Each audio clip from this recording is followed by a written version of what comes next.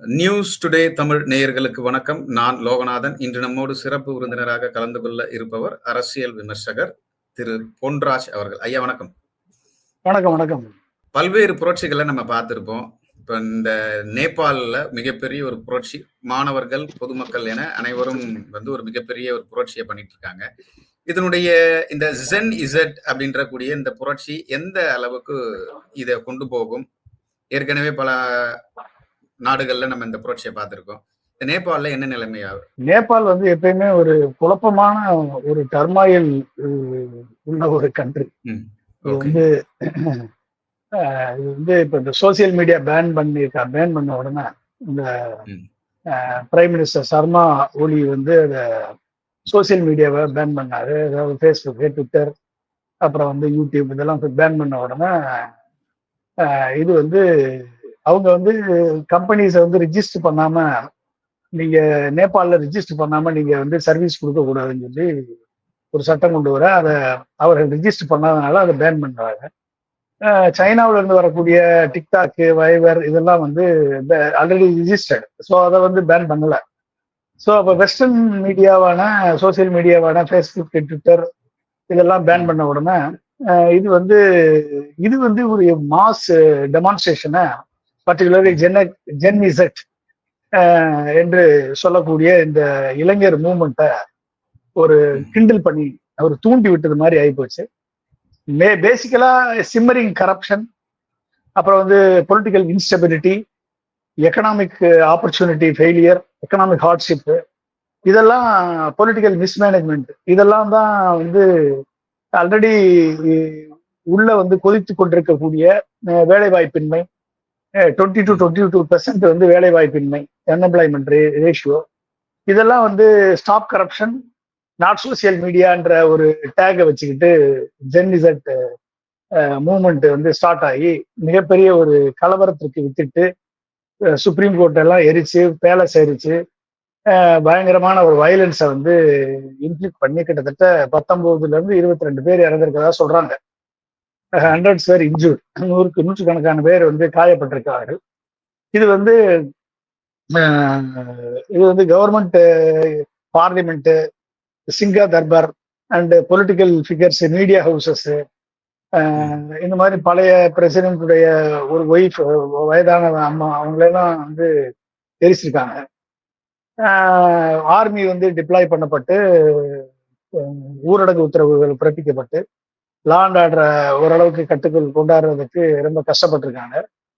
திரும்புவன் international ஏர்போர்ட்டை close பண்ணப்பட்டிருக்கிறது. இப்படி எல்லாம் flight diversion ஆயிருக்கு. பிரைம் மினிஸ்டர் ரிசைன் பண்ணியிருக்காரு.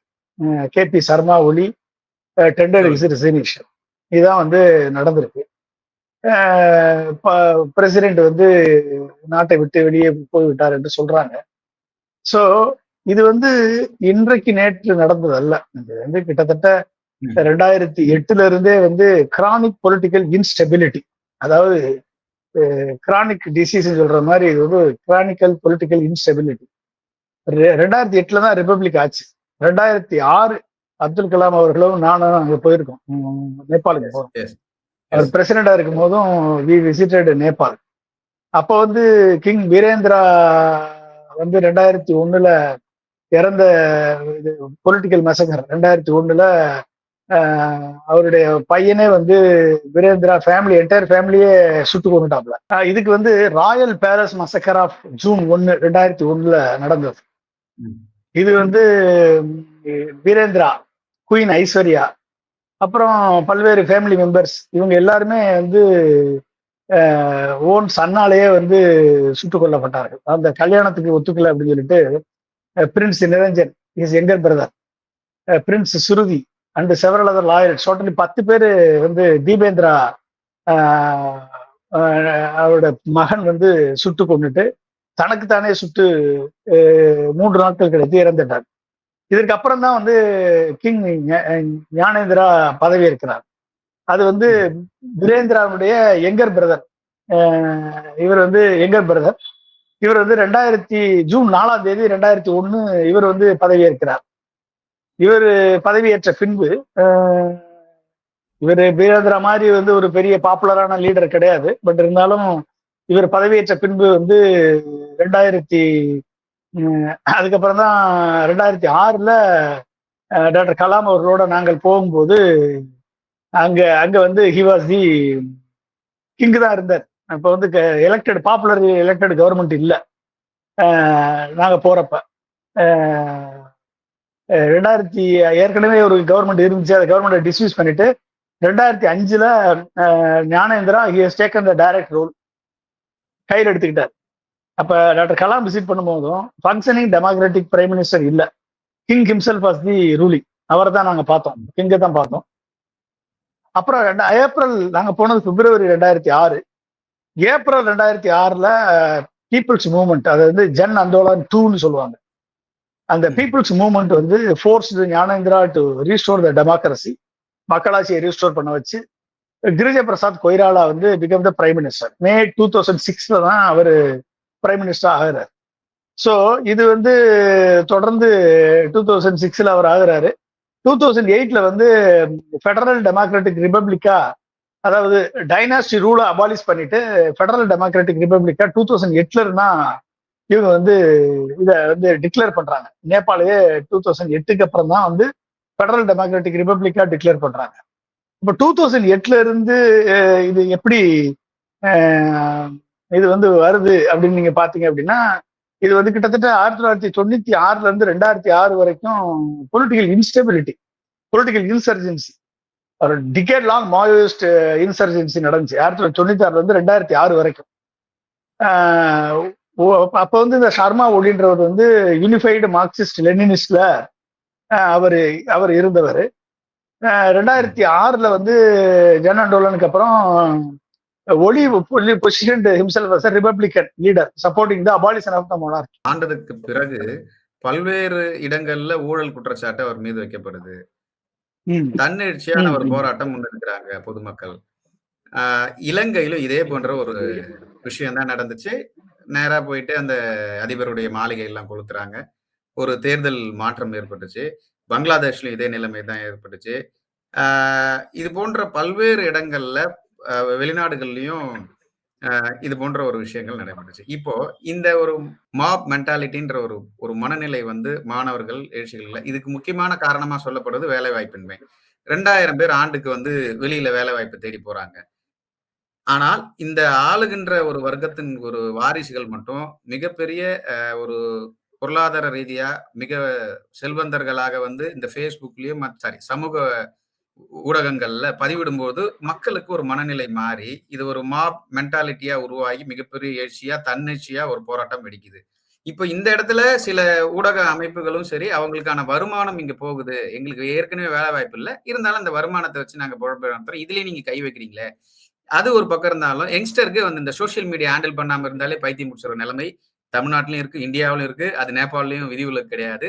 இந்த மாதிரியான ஒரு மனநிலையை எப்படி பாக்குறீங்க? இப்போ இலங்கையில நடந்ததா இருக்கட்டும், இல்லை இப்போ நேபாள் நடக்கிறதா இருக்கட்டும், அனைத்திற்கும் காரணம் என்னன்னா, ஒரு நாட்டில் வந்து இளைஞர் சக்தி என்பது ஒரு அபரிதமான சக்தி.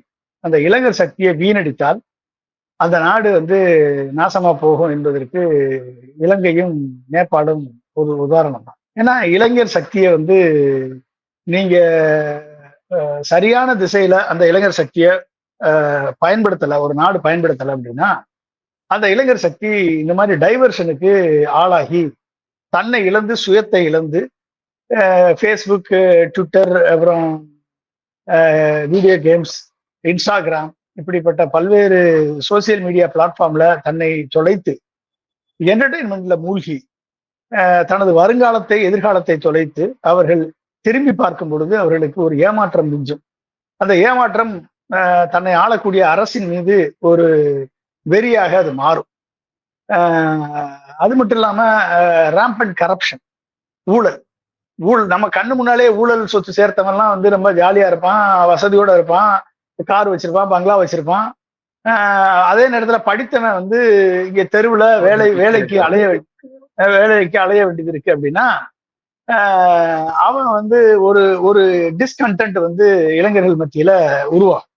அது நம்ம தவிர்க்க முடியாதது. அதுக்கு காரணம் ஒரு அப்துல் கலாம் அடிக்கடி சொல்லுவாரு, most powerful resource on the earth above the earth, the ignited mind of the youth is the most powerful resource on the earth above the earth under the earth சொல்லுவார்.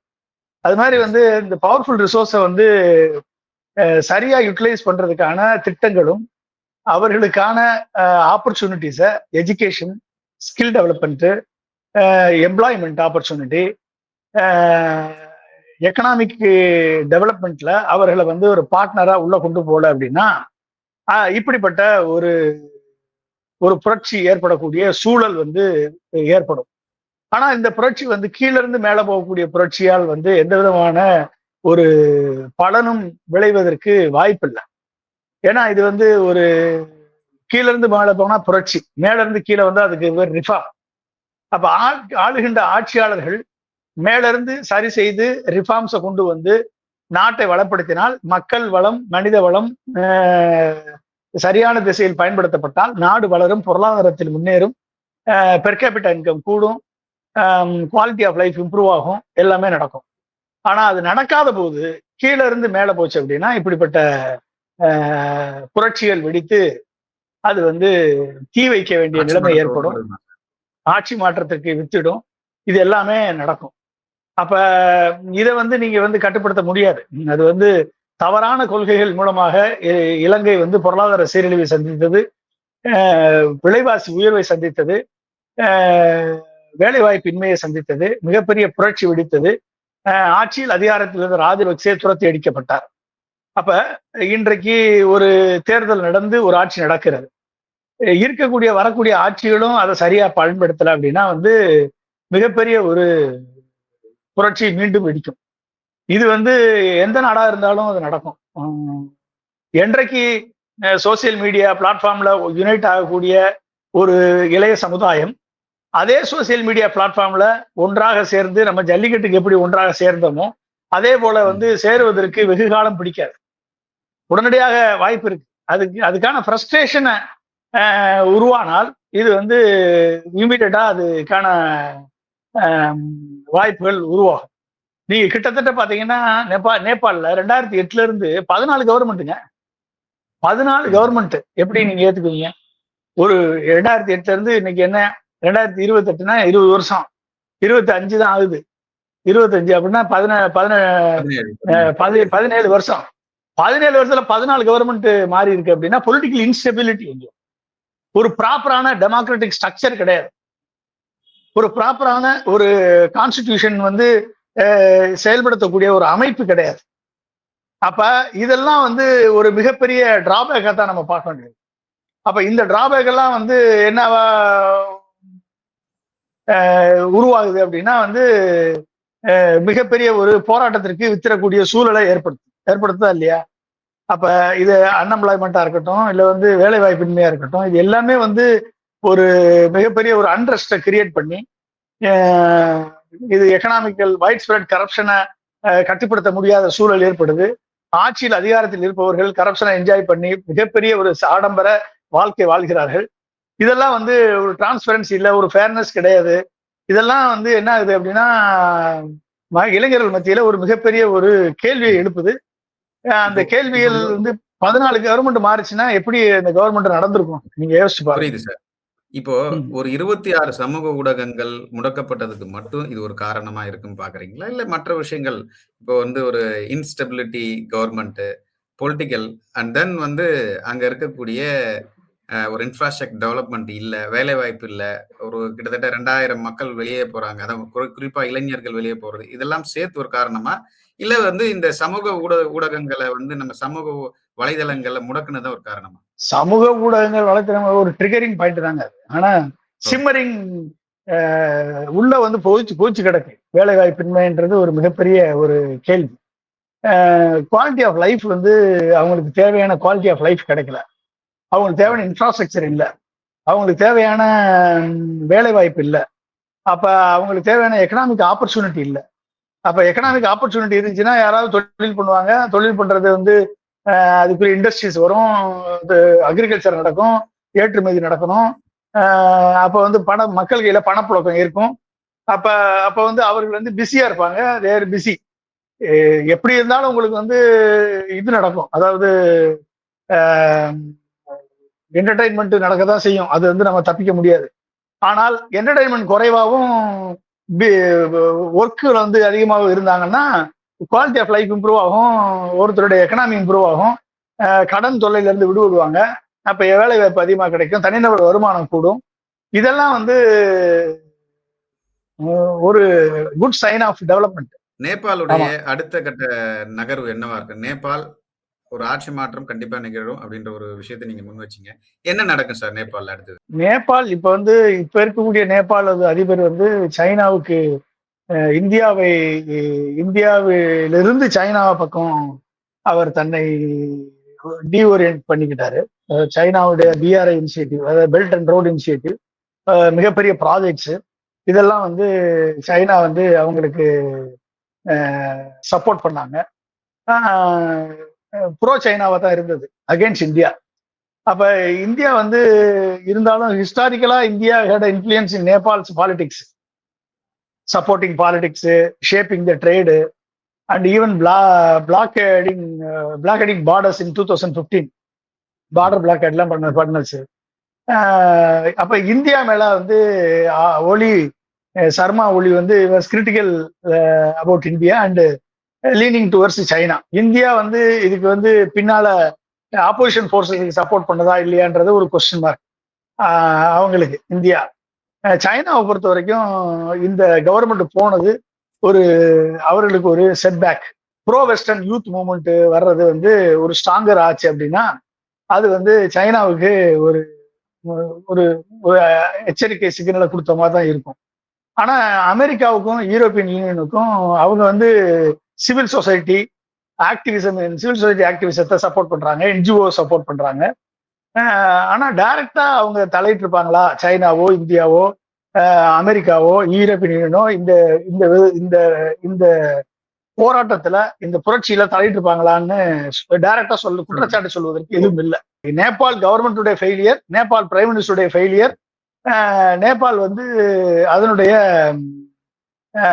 இளைஞர்களுக்கான வாய்ப்புகளை உருவாக்கி கொடுக்காம அவங்க ஃபெயிலியர் ஆனதை தானே ஒழிய இதுக்கு வந்து மற்ற நாடுகளை குறை சொல்லி இதுல பிரயோஜனம் கிடையாது. இந்தியாவை பொறுத்த வரைக்கும் ஒரு ட்ரெடிஷனல் ஸ்பியர் ஆஃப் இன்ஃப்ளூயன்ஸை கொண்டு வந்து சைனா ரோலை லிமிட் பண்றதுல நம்ம கொஞ்சம் அட்வான்ஸா போனோம்னா நம்மளுக்கு ஒரு அட்வான்டேஜ் கிடைக்கும். அதை பொறுத்து இருக்கு. அப்ப வந்து இதுதான் வந்து அதை நம்ம பார்க்கணும், எந்த அளவுக்கு ஸ்ட்ராட்டஜிக் சப்போர்ட்டை வந்து நம்ம நேபாளுக்கு கொடுத்து நம்மளுடைய பழைய உறவுகளை மேம்படுத்துவதற்கு என்ன செய்யணும்ன்றத இந்தியா முடிவெடுக்கும். பல்வேறு விஷயங்களை நேபாள் பற்றியும் நேபாள் நடக்கக்கூடிய அந்த கலவரத்தை பற்றியும் மிக தெளிவாக நியூஸ் டுடே தமிழுக்கு விளக்கியதற்கு ரொம்ப நன்றி தெரிவிச்சுக்கிறோம். மற்றொரு விவாதத்துல மீண்டும் நம்ம பயணிக்கலாம். நன்றி சார். மிக்க நன்றி. தேங்க்யூ. நேயர்களே, இது போன்ற நல்ல வீடியோக்களை தொடர்ந்து நாங்கள் தர இருக்கிறோம். எங்களது சேனலை சப்ஸ்கிரைப் பண்ணி எங்க வீடியோக்களை தொடர்ந்து பார்ப்பதே எங்களது அங்கீகாரம் என்பதை நாங்கள் இதன் மூலம் தெரிவித்துக் கொள்கிறோம். நன்றி சார்.